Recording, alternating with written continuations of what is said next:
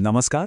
आज के इस एक्सप्लेनर में हम दुनिया के सबसे बड़े लोकतंत्र की ruling party Bharatiya Janata party यानी बीजेपी का एक बड़ा ही दिलचस्प और फाउंडेशनल ओवरव्यू लेने वाले हैं। एक विशाल पेड़ की तरह इसकी जड़ों से लेकर इसकी फैली हुई शाखाओं तक का सफर कैसा रहा, आइए मिलकर समझते हैं। तो चलिए सीधे शुरुआत करते हैं इस हैरान कर देने वाले फैक्ट से। प्राइमरी मेंबरशिप यानी प्राथमिक सदस्यता के आधार पर देखें तो बीजेपी आज पूरी दुनिया की सबसे बड़ी पॉलिटिकल पार्टी बन चुकी है। सच में किसी संस्था का इस पैमाने पर पहुंचना कोई एक रात का चमत्कार नहीं होता। इस मैक्रो पर्सपेक्टिव को देखते ही दिलचस्पी और बढ़ जाती है कि आखिर इसका इतिहास और ये विशाल मशीनरी कैसे काम करती होगी। इस पूरे एक्सप्लेनर को आसान बनाने के लिए हमने इसे 4 मेन हिस्सों में बांटा है। पहला, बीजेपी का ऐतिहासिक उदय।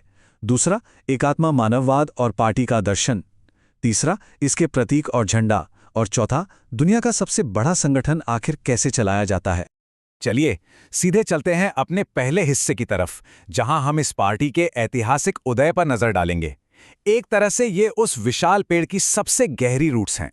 इस कहानी की शुरुआत असल में 1951 में हुई थी, जब डॉक्टर श्यामा प्रसाद मुखर्जी ने भारतीय जनसंघ यानी बीजेएस की स्थापना की थी।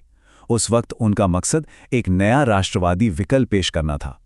फिर वक्त आगे बढ़ा और साल 1977 में बीजेएस ने एक बड़ा कोलिशन बनाने के लिए अन्य पार्टियों के साथ मिलकर जनता पार्टी बनाई।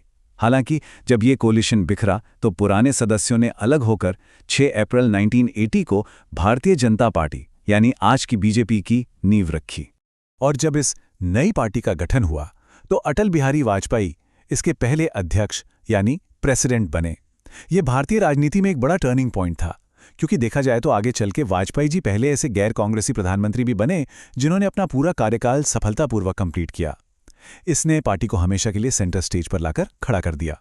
अब जब हमने रूट्स को समझ लिया है तो बढ़ते हैं दूसरे हिस्से पर। ये इस पेड़ का सबसे मजबूत तना है, यानी मूल दर्शन और एक आत्मा मानववाद। अब यहाँ जो चीज़ सबसे ज़्यादा इंटरेस्टिंग है वो ये है कि इस संस्था का आधार एक आत्मा मानववाद या इंटेग्रल ह्यूमनिज्म पर टिका है।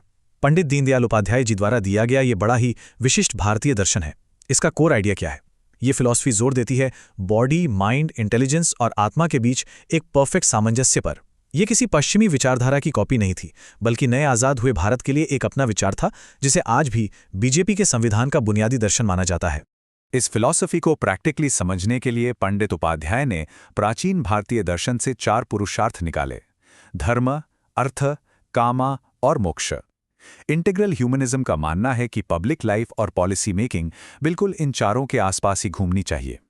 आसान शब्दों में कहें तो पॉलिटिकल या आर्थिक विकास, जिसे अर्थ कहा गया है, उसे हमेशा सही सिद्धांतों और नियमों यानी धर्म द्वारा नियमित होना चाहिए, ताकि पूरे समाज का पूरी तरह से बैलेंस डेवलपमेंट हो सके। तो अब ये सवाल भी सामने आता है कि आज के दौर में ये पुरानी फिलॉसफी आखिर कैसे ट्रांसलेट होती है। देखिए, सबका साथ सबका विकास, जो 2014 के इलेक्शन मैनिफेस्टो की इतनी फेमस टैगलाइन थी, वो असल में इसी पुराने दर्शन का एक आधुनिक रूप है। ये एक तरह से इंक्लूसिव और सस्टेनेबल डेवलपमेंट की ये अप्रोच है, एक ऐसी अप्रोच जहां आधुनिक भारत का विकास सबको साथ लेकर हो और वो भी अपनी ही संस्कृति की जड़ों से जुड़कर। खैर, फिलॉसफी से आगे बढ़ते हुए अब हम आते हैं अपने तीसरे हिस्से की तरफ। ये है इस मेटाफोरिकल पेड़ की कलरफुल पत्तियां और फूल, यानी पार्टी की विजुअल आइडेंटिटी। कमल का फूल, पार्टी के संविधान में इसे ऑफिशियली चुनाव चिन्ह यानी इलेक्शन सिंबल घोषित किया गया है। दिलचस्प बात यह है कि पार्टी के लिटरेचर में इस प्रतीक को कभी-कभी बड़े गर्व से कमल दर्शन भी कहा जाता है। ये बड़ा ही आसान लेकिन एक बेहद स्ट्राइकिंग सिंबल है, जो लोगों के जहन में तुरंत आ जाता है। और उनके ऑफिशियल झंडे का डिजाइन इस बात को बाखूबी दर्शाता है कि वो अपनी विजुअल आइडेंटिटी को लेकर कितने प्रिसाइज हैं। कॉन्स्टिट्यूशन में इसके बिल्कुल स्पेसिफिक रूल्स दिए गए हैं। झंडे में भगवा और हरा ये 2 वर्टिकल रंग होते हैं, जिनका सटीक रेशो 2:1 होता है। हरा हिस्सा हमेशा मास्ट या डंडे के पास रखा जाता है और उस बड़े भगवा हिस्से के बिल्कुल बीचों बीच नीले रंग का कमल बना होता है, एकदम एग्जैक्ट और क्लियर। चलिए अब हम आते हैं अपने चौथे और आखिरी हिस्से पर, जिसे हम इस पेड़ की चारों तरफ फैली हुई विशाल शाखाएं कह सकते हैं, यानी दुनिया का सबसे बड़ा संगठन काम कैसे करता है। देखा जाए तो बीजेपी स्ट्रिक्टली एक हायरार्किकल और कैडरे बेस्ड संस्था की तरह ऑपरेट करती है। इसका सीधा सा मतलब ये है कि कमांड्स और अनुशासन ऊपर से नीचे की तरफ एक सेट फ्लो में आते हैं, जहां नेशनल प्रेसिडेंट सबसे बड़ी अथॉरिटी होते हैं। इसके साथ ही ये स्ट्रक्चर संघ परिवार की आइडियोलॉजी और मेंबरशिप के बेस से एक बहुत गहरा संपर्क बनाकर रखता है।